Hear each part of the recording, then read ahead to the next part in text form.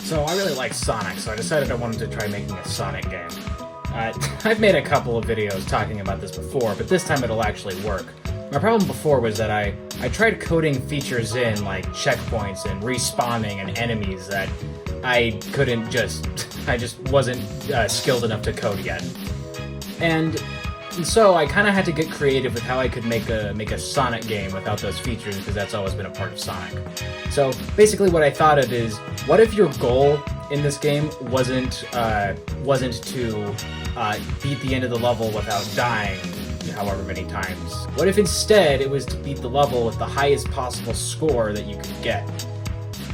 So whenever you get hit by an enemy or an obstacle, you still lose your rings, but you lose them permanently. They don't fall back on the ground so you can take them back up. They're gone.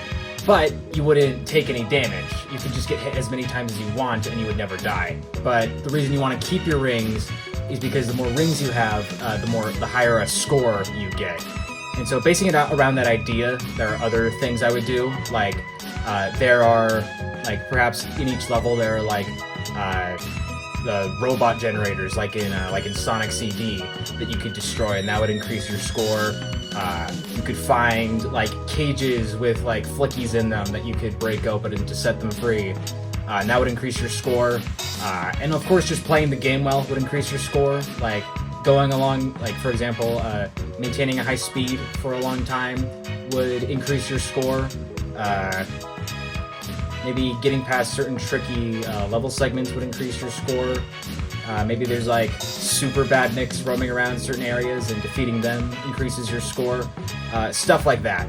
As for the movement, took the basic fundamental aspects of Sonic's movement from the classic games, brought it into a 3D space and made that work, and allowed for a deeper movement system, an almost parkour style movement system. So what I came up with was Sonic has the ability to homing attack objects and bounce off of them, like he can in Sonic Adventure, but he'll maintain his momentum from the homing attack so it doesn't slow you down. You can use this move to control your aerial movement better, keep yourself in the air for longer, which could make certain platforming segments easier.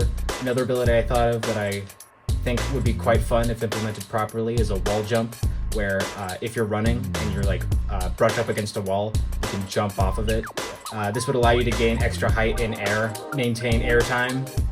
And in the same vein as that, I was thinking something else that would be interesting is if Sonic had a trick system similar to the one seen in Spider-Man PS4 or Skate 3, where as long as you're in the air, you can hold a button and you do air tricks. That would incentivize the air time that you can gain through proper use of Sonic's abilities. And of course, the air tricks would serve to increase your score, but I'm not exactly sure what the aesthetic of this game is going to be. I made this really great low-poly Sonic model, so doing a Super Mario 64-styled Sonic game I thought might be kind of fun. Another thing I thought might be fun is I recently drew this really good redesign for Sonic, so it might be fun to base it around that, but I don't know yet. The engine that I have running right now, I think, is working pretty good so far. The rings work very well. The homing attack works great. The only problem is that the wall jump isn't so great yet. It works most of the time, but sometimes you brush up against a wall in the wrong way and you can just get stuck there. I'm still not quite sure how to fix that, but I'm sure I'll think of something eventually. Let me know what you guys think. If this sounds cool, you can give me some constructive criticism or some suggestions for how I could improve things. I'm making this in Dream's PS4 because it's the only game design engine I really know how to use. So anybody who's really good at that, if you could give me some pointers and tips for how to make things better, especially with the wall jump, and just the wall detection and how jumping off the wall or detecting the wall affects Sonic's controls, that'd be great. Yeah, anyways, that's it. Thanks for watching.